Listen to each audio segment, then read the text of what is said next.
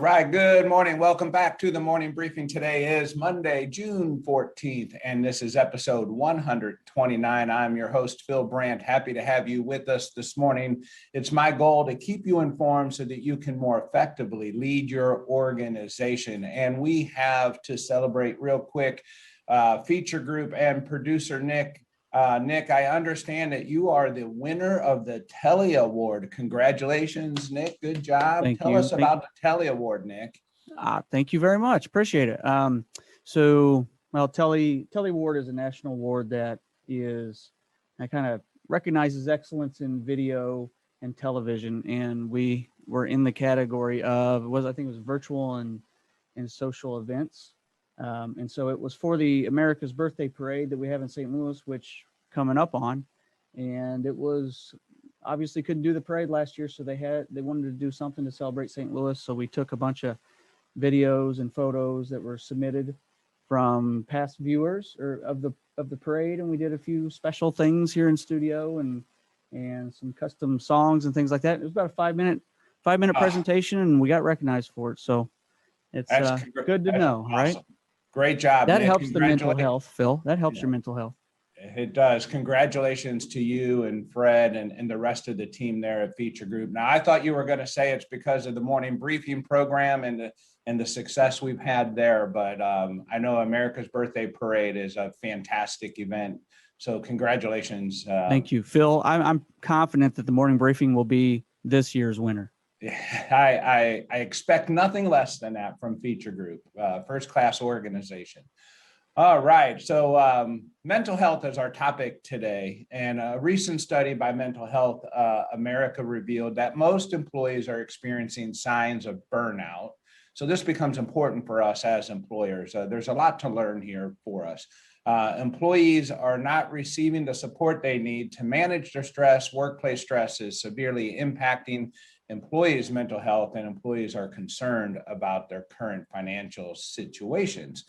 Now, I found this one to be very interesting. And last week, if you remember, we had Gary Mindel on the program, and Gary was telling us about 80% of the executives surveyed in his survey reported that they plan to have a hybrid situation when they return after the pandemic on an ongoing basis. Hybrid work from home, work from the office scenario. So Johns Hopkins Medicine reports that 20% of Americans ages 18 and older suffer from a diagnosable mental disorder in a given year. Many people suffer from more than just one mental disorder. So that's important for us to remember. 26%, that's 1 out of 4, right?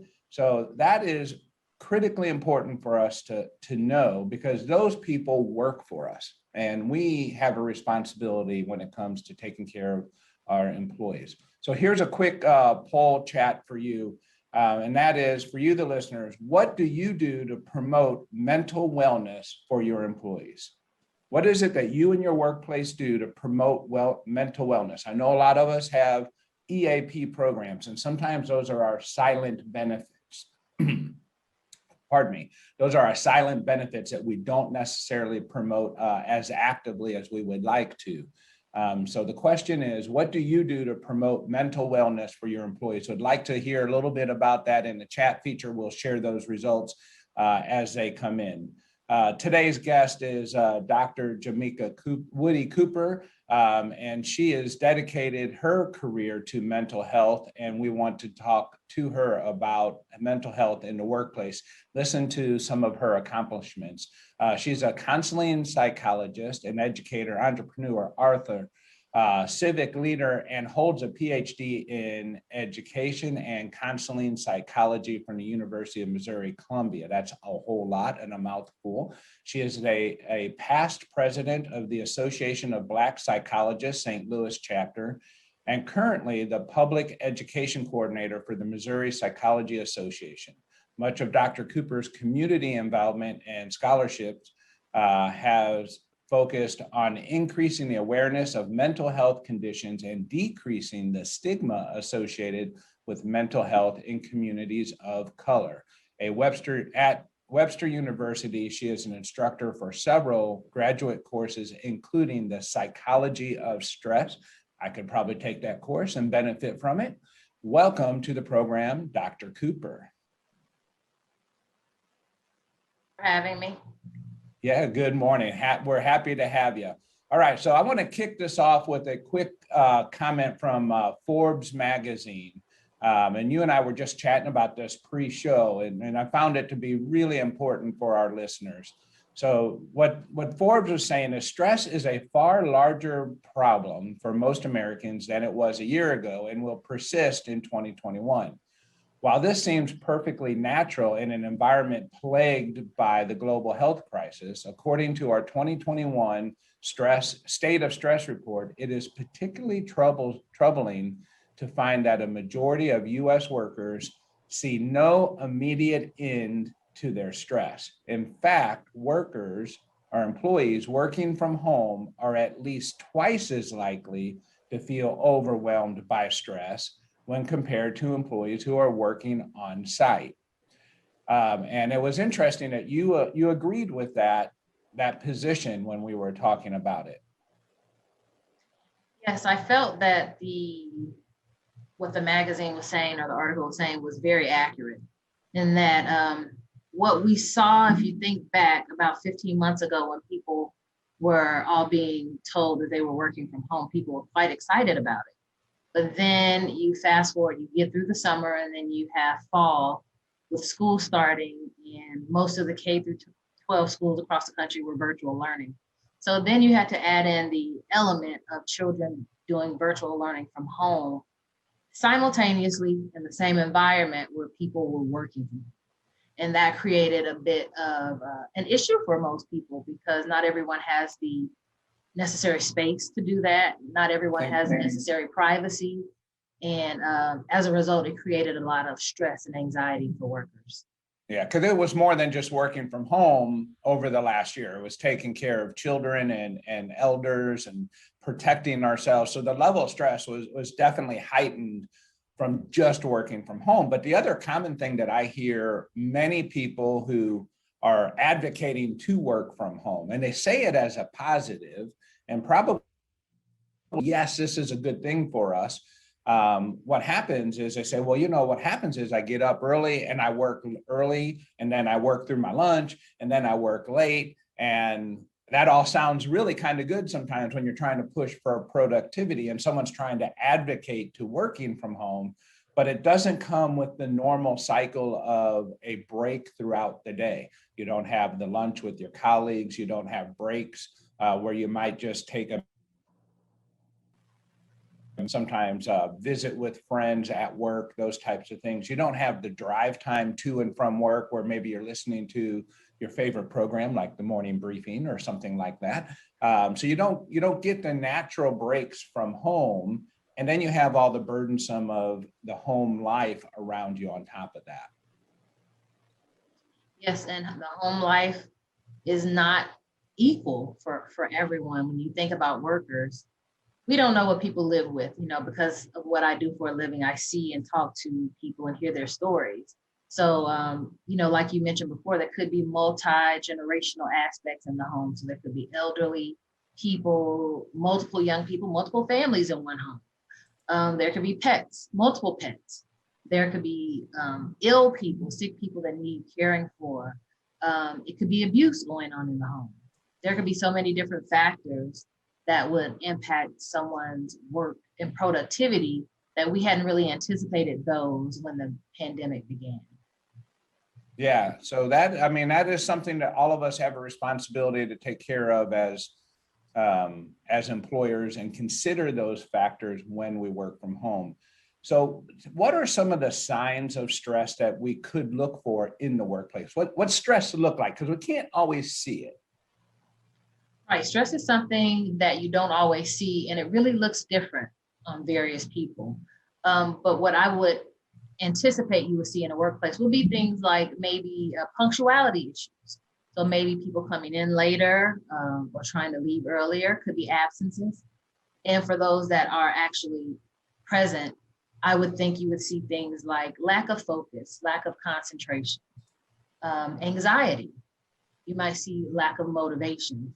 So if you would compare a person to previously before the pandemic, you would probably see more interested, inspired, motivated workers. But what you might see now if individuals are stressed would be a lack of that same motivation. Productivity could be health issues. So you could see employees who are taking or using more sick days. It could be because they're trying to get off it because they really are ill, needing more doctor's appointments and those type of things. And I think another factor that people need to be aware of in the workplace is grief. There is a good percentage of our population that has lost numerous people during COVID-19 through the illness. And what that has done for people, sometimes grief looks like stress. Sometimes grief looks like depression. Sometimes grief looks like anxiety. Sometimes it looks like all of the above. So in that case, you would be looking down at an individual who's more in a bereavement phase that could be coupled with some existing anxiety or depression that they already had. So lots of ways, it can look various ways, but basically you're going to be looking for signs that an employee is not who they were prior to the pandemic. Well, guess what? I'm going to take Phil's place now because we lost him. I don't see him anymore. So I'm going to hop in here. And one of the things I was wondering for you, actually, not personally, but for your profession, how did you make your adjustments? I assume you were taking some remote appointments or you had to shift and you probably didn't have that in place. So maybe it relates a little bit to our employers that are listening out there of maybe they can relate with how those shifts that they had to make to provide services remotely as well too, and especially when they're communicating with their employees. So give me a little a story about how you made that adjustment. So making that adjustment for me was probably a lot easier than for other practitioners in the area because I had done telehealth in some shape, form, or fashion for the past 10 years. So for me, it was just a matter of making sure I had a really compatible software system that was HIPAA compliant so that all of my information was secure. So it was a matter of getting that and making sure I was able to use it at a higher level, so on a constant basis, because we did go to all virtual for most of 2020. And now we're starting to go back to a little bit of in-person now that people are starting to get the vaccine. So it was a shift for the profession, not so much of a shift for me because I'd already done it. But what we found in the profession is that it is quite flexible and it agrees with the schedules and the lifestyles of most people because everyone can't take off work early or use their lunch break or go in later to do a psychotherapy session. But what they can do is go in their office, their break room, or sit in their car and do it virtually. Yeah, man, I apologize for dropping off there. We've done 129 programs as of this morning, and that's the first time I've had this problem. I apologize. We were testing your stress level this morning just to see how you would handle that, but it looks like you did just fine. So as we think about stress in the workplace and the things that I heard you say right before we dropped off were that, people would be, maybe they would be absent or we were present with them so we could maybe pick up on some signs if we were in tune. Now people are at home, so it's much harder to do. And particularly if they're working in a hybrid scenario.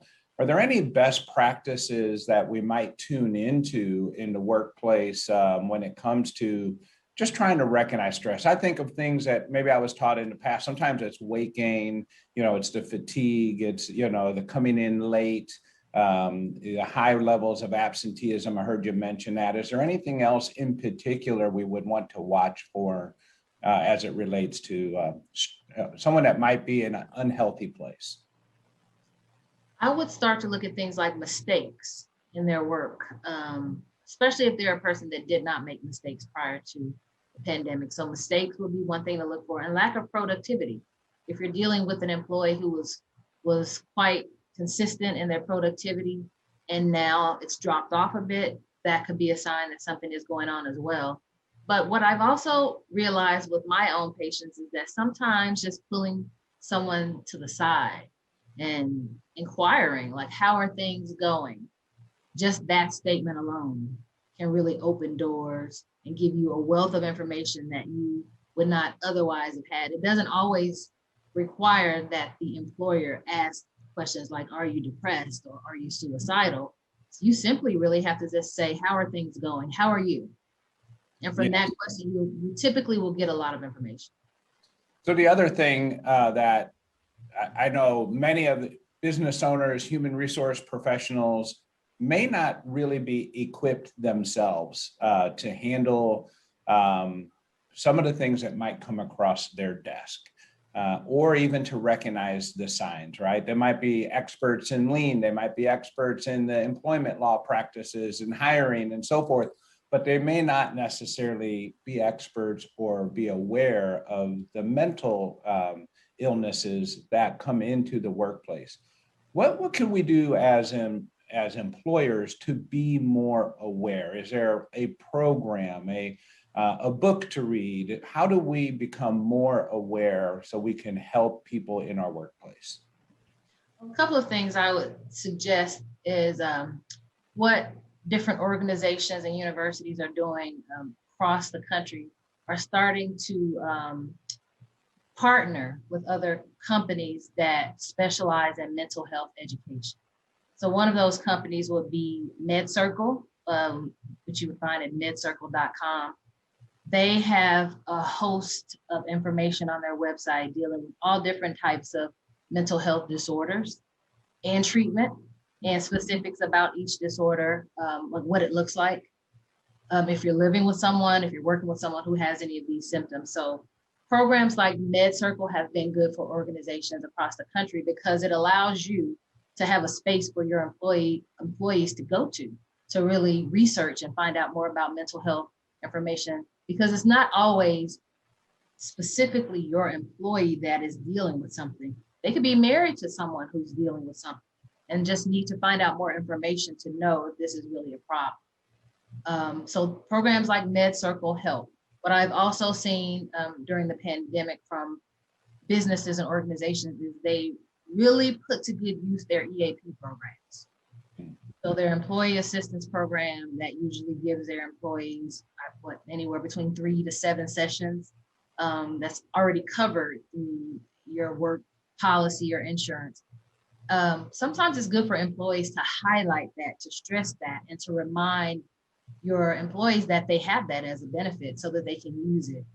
Because everyone doesn't need to go into counseling for a year to fix what's going on. Sometimes it's more of a solution-based short-term issue that they could only go see someone for 5 sessions and get some relief. Yeah, I think that taking advantage of the EAP program was something I've always leaned on myself when I was practicing HR, and that was to really make it a conversation that occurred naturally on a regular basis about the resources available. And what I found was the more we talked about it, the more people took advantage of it.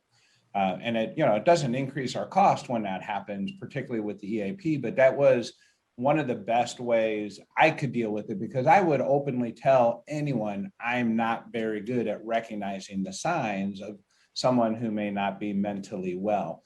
Now, if someone told me, I'd have a lot of compassion and I would want to try and provide all the resources I could to help the person. But in the course of any given day, I mean, I'm just focused and I'm going about my day, and I'm really not paying attention to that. And mistakes, tardiness, absenteeism really end up frustrating me more as a leader than they do presenting themselves as maybe signs that something might be wrong. Doesn't mean it is, but something that might be wrong that we should look into. So leveraging your EAP program, from my experience, is one of the best things that an employer can do, and bringing in different professionals to talk about different topics. Now, last year in particular was a very stressful year for most Americans. Not only did we have the pandemic, but as you said earlier in our pre-show conversation, we had the presidential race, we had George Floyd taking place, we had rioting and protesting occurring all around the country. And it appears that most, if not all, Americans were positioned in one extreme or the other, like no time ever before for me. And that comes into the workplace. For leaders, we can't ignore that. When an environment like that is occurring, is there anything you would recommend to employers to do when you know that, civil unrest and heightened unrest is around us? What could we do to help ease that in the workplace? I think there are a few things that can be done by employers. I think the biggest mistake that I see with employers is that although they are aware of these issues that are going on in society or socially, the mistake is that they ignore it or they minimize or dismiss it. And I think employers that have done the best job are ones that take advantage of the situation to bring exposure to those issues, talk about it, create a safe space in their workplace so the individuals can think about it, talk about it, have conversations about it. And maybe that means bringing in speakers on the topic. Maybe that means presenting a webinar, seminar on the topic. Maybe it means starting a book club. Maybe it means just simply sending out a statement via email that we are aware that these issues are going on and this is our stance on it. I think the problem becomes with employees is that they don't know what their employers feel. They don't know what their stance is. And so then they have all these thoughts and feelings and they feel that they cannot go to work and discuss any of them because it's not going to be acceptable. So I think you do the best job when you put it all out there on what your stance is and how you plan to deal with it. Yeah, we spent a lot of time on this program, particularly at the time when Black Lives Matter was in a heightened awareness across the country, and masking was becoming an issue, and people were wearing Black Lives Matter masks, and people in the workplace were becoming offended. And we spent a lot of time on policy in that scenario, which in many ways created more stress and more friction, right? People weren't able to express themselves. And I think that binding that up on the inside then, only allowed that you needed to have that pressure and release occur somewhere. And so sometimes policy is critically important and you have to have it, but it's also with the awareness that, people are dealing with some very emotional topics for them. And we all are different on those topics, and how that might express itself in work can be unhealthy for the work environment, but might be the healthy thing for the individual at times. Right, and a different way to look at that is that, because I teach also at Webster University, and our program is the Applied Educational Psychology program and also the School Psychology program. So in both of those instances, we're working with educators and teachers. So what we know in education, what you know from business is that your employees or your students are simply a microcosm of the environment that we live. So if this is going on in the environment, then basically you just take a small portion of that, drop it into a school, and you have the same thing.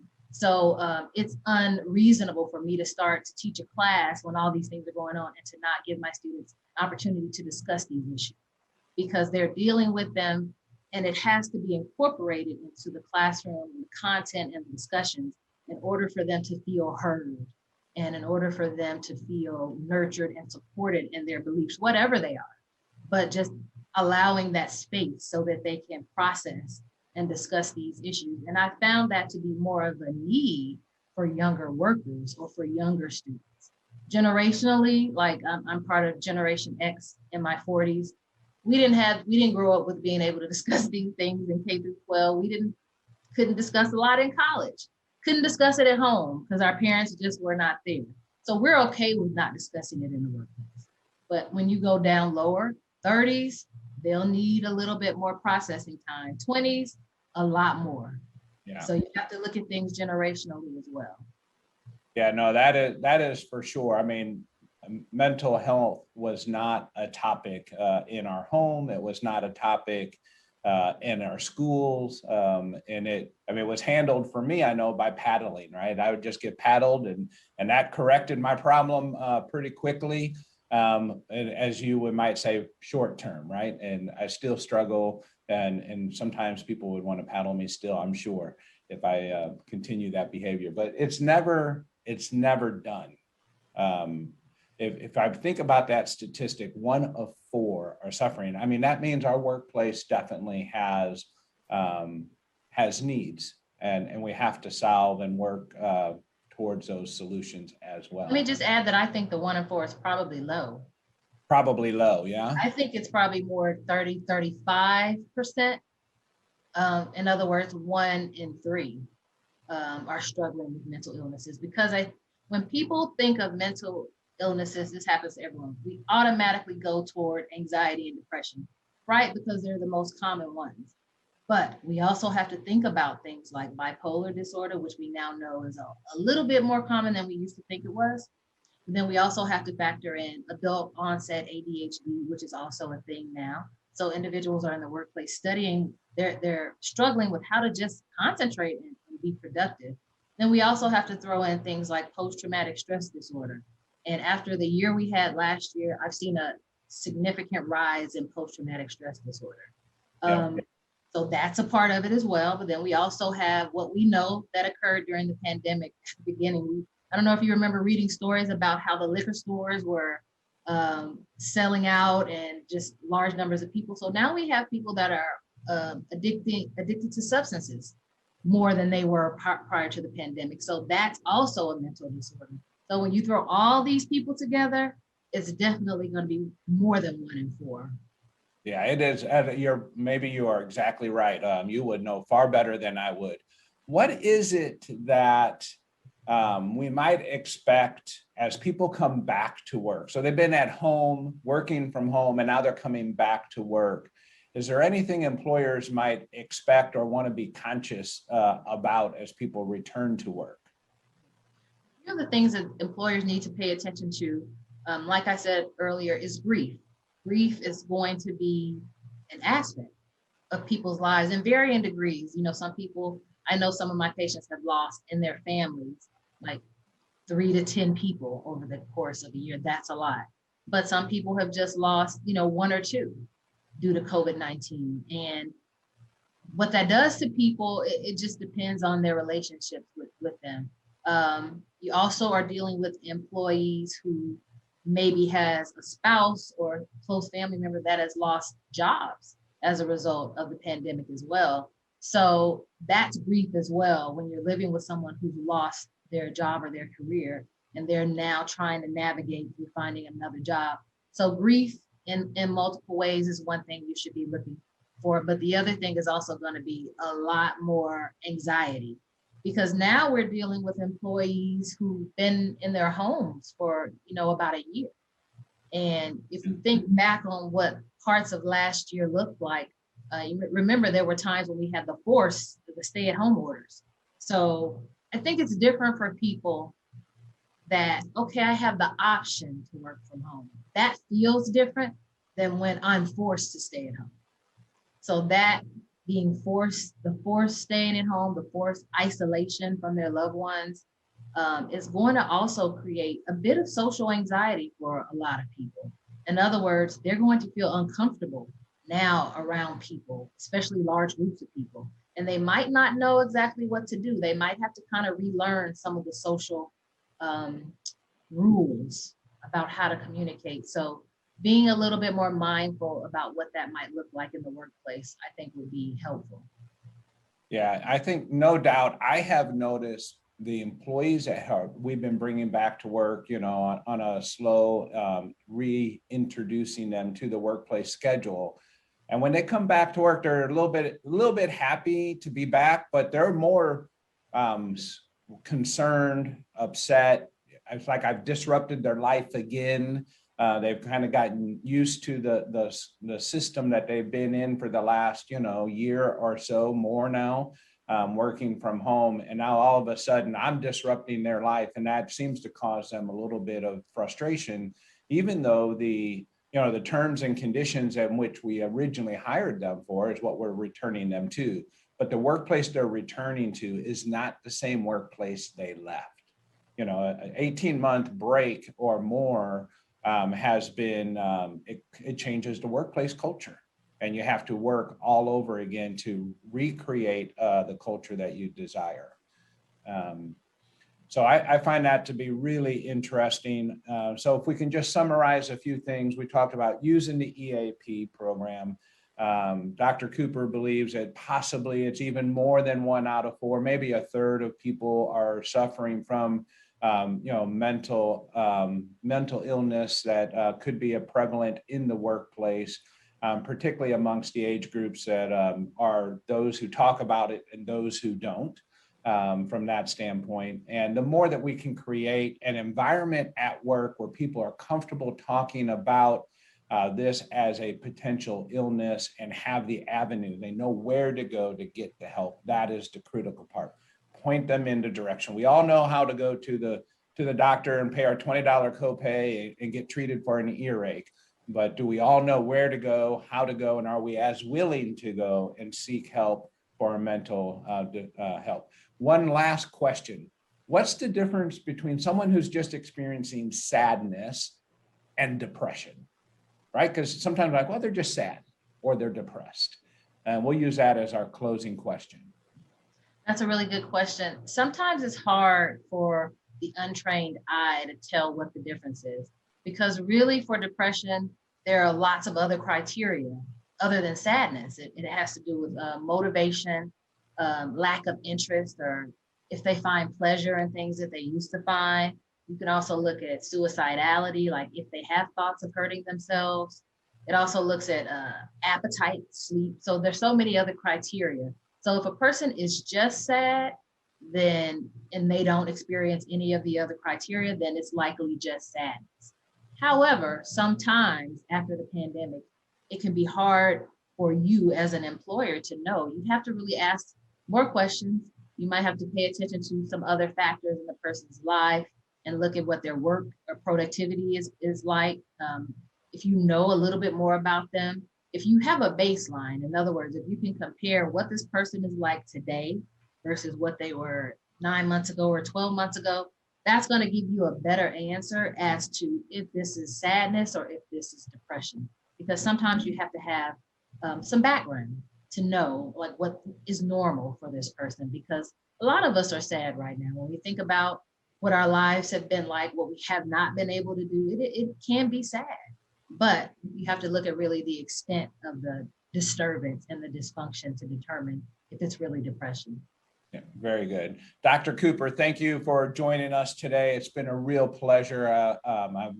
It's wonderful to get to know you. Thank you for all the work you're doing in our community to help people be better. We need more people like you. And we look forward to maybe having you back on the program again someday soon to teach us a little bit more. Thank you very much. All right, that concludes our program today for the morning briefing. We will be back on air. Bert Garland will be hosting the program on Thursday. I'm taking a couple of days off. We'll see you at 7:30 Central Standard Time. Bye-bye.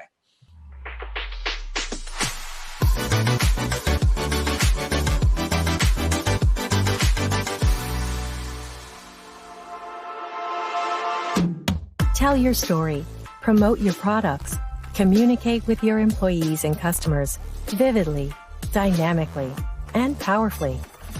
Whether it's a company video, recruitment video, online training, or live meeting, Feature Group can help you, from scripting to highly polished finished production. Whether it's live or on demand, we have the skills and equipment to wow your audience and drive your message home. Click the link below for more information and a free quote on your next video, podcast, or live broadcast.